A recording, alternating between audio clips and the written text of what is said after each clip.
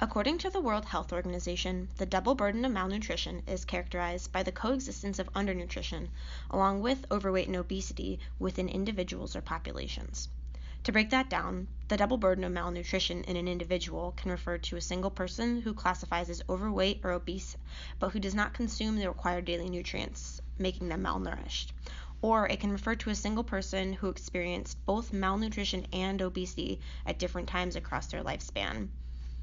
In reference to full populations, it can refer to a household in which the child is malnourished but the parent is obese, or full populations of a country in which some experience malnutrition but others experience overweight or obesity.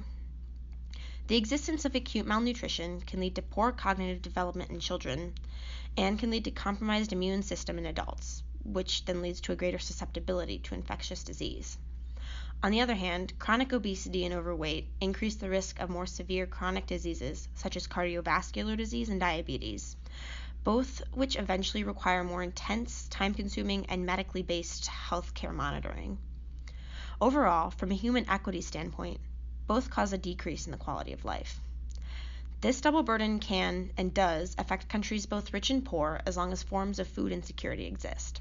However, nations most impacted are ones still experiencing extreme economic development, and as a result, are in the throes of the epidemiological transition. This transition, fostered by economic, industrial, and urban growth, leads to a decrease in communicable diseases of poverty, like malnutrition, and an increase of chronic, lifestyle-based diseases, like obesity. This population switch from malnutrition to obesity specifically is called the nutrition transition. Living situation within a country matters. A 2012 review of the World Bank reports that living in a more urban area of a developing nation leads a person to be more likely to pick up westernized food habits like the consumption of more processed foods, more meat and dairy, and more sugary drinks. However, populations living in rural spaces are more likely to be undernourished because of their reliance on smaller scale and seasonal agriculture techniques. In Uganda, for example, where urbanization increased at a rapid rate of 10% between 2006 and 2010 alone, but where 80% of the population still lives in rural locations, a person is currently just as likely to be underweight as they are to be obese.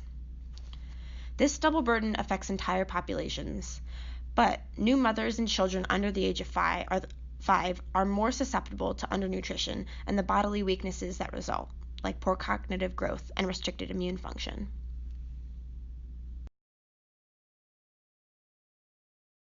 While undernutrition still kills almost 1.5 million women and children every year, growing rates of overweight and obesity worldwide are driving a rise in diseases like cancer, heart disease, stroke, and diabetes. This increase in chronic obesity-related diseases places a severe cost burden on the healthcare systems of nations still growing through this epidemiological transition. These healthcare systems now must allocate resources towards newer lifestyle-based diseases in addition to dealing with the ongoing infectious disease outbreaks. But why should the double burden of malnutrition be treated as an issue of global health? Well, nations that are considered post-industrial, like the US, Canada, and much of Europe, had hundreds of years to slowly grow through the epidemiological transition as they benefited from the successful economic growth in a globalizing market. Yet, these economic flourishes were largely based on the economic stunting and exploitation of colonized regions throughout Africa, Asia, and the Americas. In the modern era, these stifled regions are now attempting to catch up economically at a much faster rate, leading them to experience the epidemiological transition in a condensed period of time. This leads to issues such as the double burden of malnutrition, where some are able to achieve higher income urban lives, but are more likely to be obese, while others are still low income and malnourished. The World Health Organization is currently attempting to address this issue through the UN Decade of Action on Nutrition campaign. This campaign aims to implement new programs and work with existing ones that promote exclusive breastfeeding, maternal nutrition education and pregnancy vitamin supplementation, and better school food policies that provide subsidized meals and healthier options. In Mexico, for example, bettering public school lunches led to a recorded increase in fruit and vegetable intake among school children. And in Niger, a 20-year exclusive breastfeeding promotion campaign led to a 15% decrease in childhood malnutrition. These successes, among many, indicate that change is possible if global efforts are applied to the double burden of malnutrition.